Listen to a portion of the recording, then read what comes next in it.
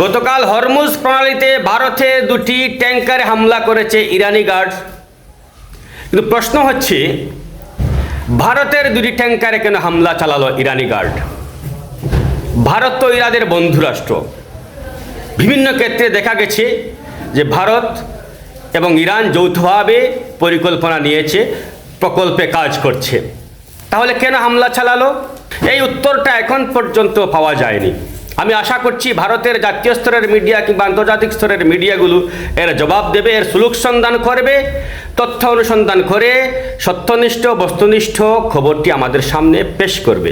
এই হামলার পরপরই ইসরায়েল থেকে পরিচালিত ওপেন সোর্স ইন্টেল থেকে একটি অডিও ভাইরাল হয়েছে। অডিওয় ভারতের দুটি আক্রান্ত ট্যাঙ্কার থেকে আওয়াজ যাচ্ছে।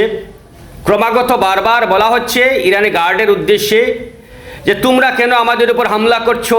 আমাদের অনুমতি দিয়েছ পার করার জন্য, অনুমতির লিস্টের তালিকায় আমাদের নাম দ্বিতীয় নম্বরে রয়েছে, কেন হামলা করা হচ্ছে আমাদের উপর?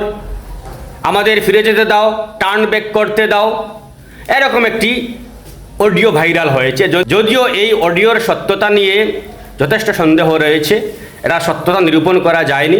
যদিও একটি অসমর্থিত সূত্র থেকে পাওয়া গেছে যে ইরান নাকি বলছে যে ক্লিয়ারেন্স না নিয়ে এই দুটি জাহাজ পার করতে চেয়েছিল, এর জন্যই গুলি করা হয়েছে। এটাকে আমরা বিশ্বাস করি না। আমাদের সামনে একটাই প্রশ্ন, ভারতীয় ট্যাঙ্কারের উপর, ভারতীয় জাগ আর্নব ও সেপাহ হেরাল্ডের উপর কেন হামলা করতে গেল ইরান?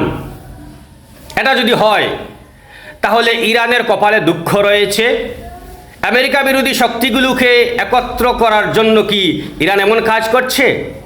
অর্থাৎ তার পক্ষে যে রাষ্ট্রগুলো ছিল সেই রাষ্ট্রগুলোকে আমেরিকার পাশে নিয়ে যেতে কি এরকম কাজ করছে ইরান? যদি এমনটা হয় তাহলে ইরানের কপালে দুঃখ রয়েছে।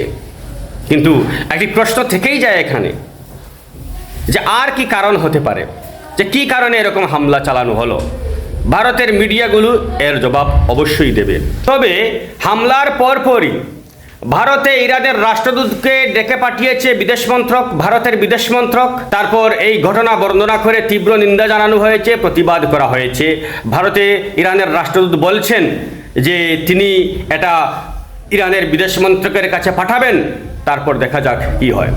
ওদিকে ইরানের সর্বোচ্চ নেতার প্রতিনিধি ডক্টর আব্দুল মাজিদকে এই কথা জানানোর পর এএনআই জানিয়েছিল, তিনি বলছেন যে এরকম কোনো খবর আমার কাছে নেই, আমি এরকম খবরের কিছু জানি না। তবে হ্যাঁ, এরকম যদি কিছু ঘটে থাকে তাহলে অবশ্যই এর সমাধান রয়েছে, অবশ্যই এর সমাধান হবে। তিনি এরকম একটা আশ্বাস দিয়েছেন। তবে ভারতের মিডিয়ার উপর একটি দায়িত্ব রয়েছে, এর কারণটা যেন তারা আমাদের জানায় এবং আমরা যেন আশ্বস্ত হতে পারি।